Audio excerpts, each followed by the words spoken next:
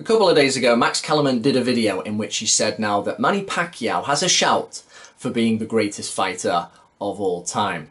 I like to just say as a general point that be it a boxer or an analyst, even when they're well informed, which Kellerman is for an analyst, I think they often don't really consider the true greatness of some of history's fighters, particularly pre-1950. And in a way, Kellerman doesn't have an excuse here because he mentioned them. He mentioned Harry Greb, he mentioned Sam Langford, the more popular choice, Ray Robinson.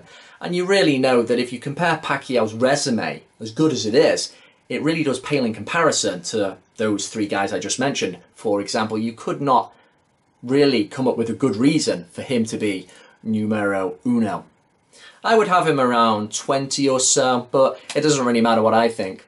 I do agree with Kellerman's rationale of why Pacquiao is such a great fighter.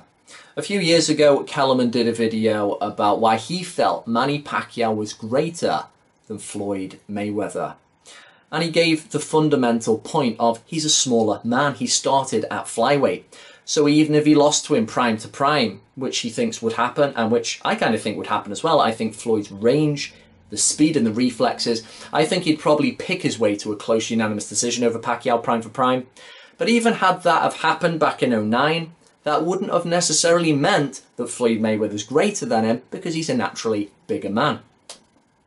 A really interesting point for me with Pacquiao, I think, and a testament to its greatness, is the 4-fight war he had with Juan Manuel Marquez, his true nemesis. Now, he lost more rounds, and he was absolutely Pacquiao'd at the end of that 4th fight.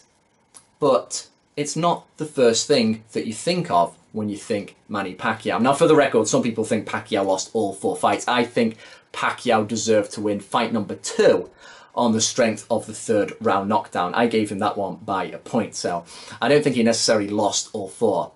But again, that really vulnerable image of him being splattered, and it looked like it could have been the end of his career then. At that point, it was like, well, there's probably not going to be a Mayweather fight now.